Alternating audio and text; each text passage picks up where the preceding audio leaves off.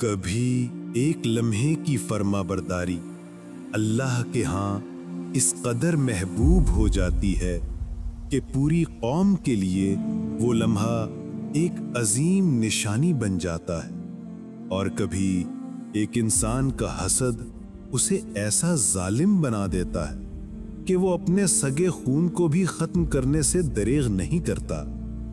آج آپ سنیں گے ایک ایسی سچائی جو صرف بنی اسرائیل ہی نہیں بلکہ ہر انسان کے لیے سبق ہے۔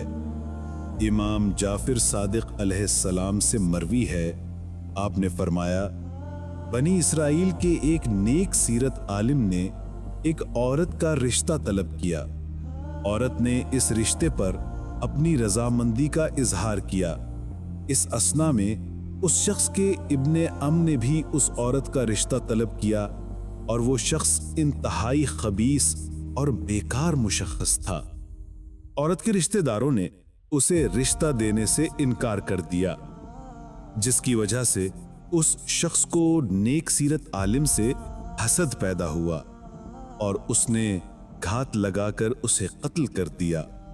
پھر وہ مقتول کا وارث بن گیا اور مقتول کی لاش اٹھا کر موسیٰ علیہ السلام کے پاس آیا، اور اس نے کہا، پیغمبر خدا، دیکھیے میرا ابن ام قتل ہو گیا۔ موسیٰ علیہ السلام نے فرمایا، اسے کس نے قتل کیا ہے؟ اس شخص نے کہا کہ مجھے کوئی پر نہیں کہ اس کا قاتل کون ہے۔ بنی اسرائیل میں قتل کو انتہائی گھناؤنا جرم سمجھا جاتا تھا، اس لیے حضرت موسیٰ کو یہ قتل بڑا گراں محسوس ہوا۔ اس واقعہ کے بعد بنی اسرائیل جمع ہو کر حضرت موسیٰ کے پاس گئے اور انہوں نے کہا، اللہ کے نبی، اس سلسلے میں آپ کی کیا رائے ہے؟ بنی اسرائیل میں ایک شخص رہتا تھا، اس کے پاس ایک گائے تھی اور اسے خدا نے ایک فرما بردار بیٹا عطا کیا تھا۔ اس بیٹے کے پاس کچھ سامان تھا جسے وہ فروخت کرنا چاہتا تھا۔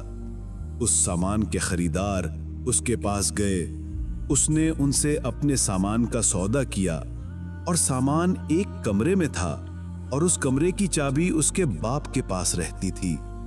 وہ چابی لینے کے لیے گیا تو اس وقت اس کا باپ سویا ہوا تھا۔ بیٹے نے باپ کو جگانا پسند نہ کیا اور اس نے اپنا سودا منسوخ کر دیا۔ جب اس کا والد بیدار ہوا تو اس نے بیٹے سے پوچھا، تمہارے سودے کا کیا بنا؟ اس نے کہا، ابا جان، سودا تو بک رہا تھا، لیکن میں نے آپ کی نیند خراب کرنی پسند نہ کی، اسی لیے میں نے اس کو منسوخ کر دیا۔ اس وقت باپ نے بیٹے سے کہا، بیٹا، اس کے عوض میں یہ گائے تجھے دیتا ہوں۔ اللہ تعالیٰ کو بیٹے کی فرما برداری کا انداز پسند آیا اور بنی اسرائیل کو حکم دیا کہ قاتل کی تشخیص کے لیے گائے ذبح کریں۔ بنی اسرائیل روتے ہوئے اور فریاد کرتے ہوئے حضرت موسیٰ علیہ السلام کے پاس آئے، اور موسیٰ نے فرمایا، اللہ تمہیں حکم دیتا ہے کہ تم ایک گائے ذبح کرو۔ جب انہوں نے یہ بات سنی تو انہوں نے ازراہ تعجب کہا، کیا آپ ہم سے مذاق کر رہے ہیں؟ ہمیں قول کی بات کرتے ہیں اور آپ ہمیں گائے ذبح کرنے کا حکم دیتے ہیں۔ موسیٰ علیہ السلام نے فرمایا، میں خدا کی پناہ چاہتا ہوں کہ میں جاہلوں میں سے بنوں، یعنی میں جاہل تھوڑا ہوں کہ میں مذاق بناتا پھروں۔ حضرت موسیٰ علیہ السلام کا یہ جواب سن کر انہیں معلوم ہوا کہ انہوں نے غلطی کی ہے۔ پھر انہوں نے عرض کی کہ گائے کیسی ہونی چاہیے؟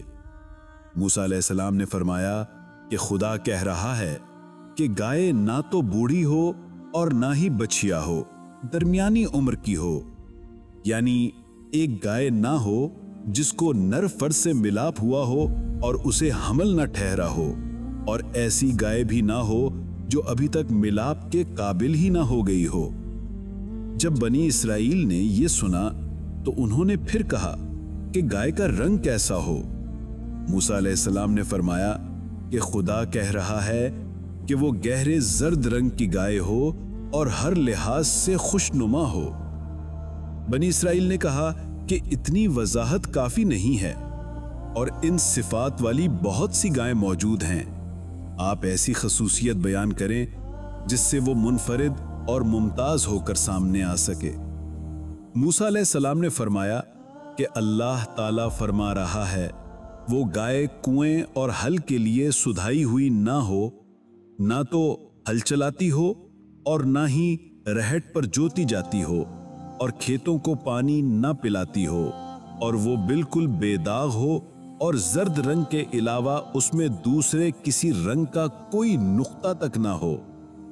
جب بنی اسرائیل نے موسیٰ علیہ السلام کی زبانی گائے کے یہ اوصاف سنے تو انہوں نے کہا کہ اب آپ نے ٹھیک ٹھیک نشاندہی کر دی ہے، اب ہم انشاءاللہ تلاش کر کے ذبح کریں گے۔ پھر وہ اس جوان کے پاس گئے جس کے پاس مذکورہ اوصاف کی گائے موجود تھی، اور انہوں نے اس سے گائے کی قیمت پوچھی تو اس نے کہا کہ میں یہ گائے صرف اس شرط پر فروخت کروں گا کہ اس کی کھال سونے سے بھر دو گے۔ اتنی بھاری قیمت سن کر وہ حضرت موسیٰ کے پاس گئے اور کہا کہ مذکورہ صفات کی صرف ایک گائے ہے اور اس کی مالک اتنی بھاری قیمت طلب کرتا ہے، اب آپ بتائیں کہ ہم کیا کریں؟ حضرت موسیٰ نے کہا کہ تمہارے لیے مذکورہ گائے کا ذبح کرنا ضروری ہے، اس کے بغیر تمہارے پاس کوئی چارہ کار نہیں ہے۔ آخرکار وہ گئے اور اس کی منہ مانگی قیمت دینے کا وعدہ کیا، اور انہوں نے گائے کو آ کر ذبح کیا۔ گائے ذبح کرنے کے بعد انہوں نے حضرت موسیٰ سے کہا کہ اب بتائیں ہم کیا کریں؟ حضرت موسیٰ نے فرمایا کہ اللہ کہہ رہا ہے، اب تم اس کے گوشت کا ایک ٹکڑا اٹھا کر مقتول کے جسم پر مارو اور مقتول سے پوچھو کہ تجھے کس نے قتل کیا ہے۔ ان لوگوں نے گائے کی دم اٹھا کر مقتول کے جسم پر ماری اور کہا تجھے کس نے قتل کیا ہے؟ اس وقت مقتول زندہ ہو گیا اور اس نے کہا مجھے میرے اس ابن ام نے قتل کیا ہے جو میرے قصاص کا طلبگار بنا ہوا ہے۔ امام جعفر صادق علیہ السلام سے منقول ہے، آپ نے فرمایا جو زرد رنگ کا جوتا پہنے گا تو جوتے کے بوسیدہ ہونے تک وہ خوشی اور مسرت میں رہے گا۔ عبداللہ ابن سنان سے روایت ہے کہ امام جعفر صادق علیہ السلام نے فرمایا کہ جو شخص زرد رنگ کا جوتا پہنے گا تو جب بھی وہ جوتے کو دیکھے گا تو اسے خوشی محسوس ہوگی، کیونکہ اللہ تعالیٰ نے فرمایا ہے صفراء فاقع لونہا تسر الناظرین، وہ گہرے زرد رنگ کی ہو جو دیکھنے والوں کو خوش کر دے۔ ابن عباس کی زبانی حضرت رسول مقبول صلی اللہ علیہ وآلہ وسلم سے مروی ہے، آپ نے فرمایا قدرت کی طرف سے ابتدا میں بنی اسرائیل کو ایک عام سی گائے ذبح کرنے کا حکم دیا گیا تھا، لیکن جب انہوں نے اپنے اوپر سختی شروع کی تو جواب میں بھی خدا نے ان پر سختی شروع کر دی۔ خدا کی قسم اگر وہ انشاءاللہ نہ کہتے تو ان کی مطلوبہ گائے ان کے سامنے کبھی نشاندہی نہ ہوتی۔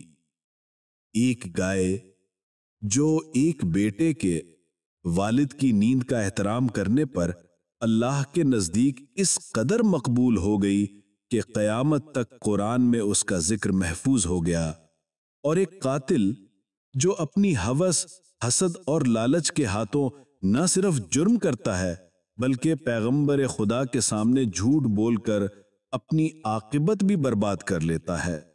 یہ صرف قصہ نہیں، یہ ایک آئینہ ہے۔ کیا ہم اس میں اپنا چہرہ دیکھنے کی ہمت رکھتے ہیں؟ سوچئے گا ضرور اور اپنے دل کی گہرائیوں سے جواب تلاش کیجئے۔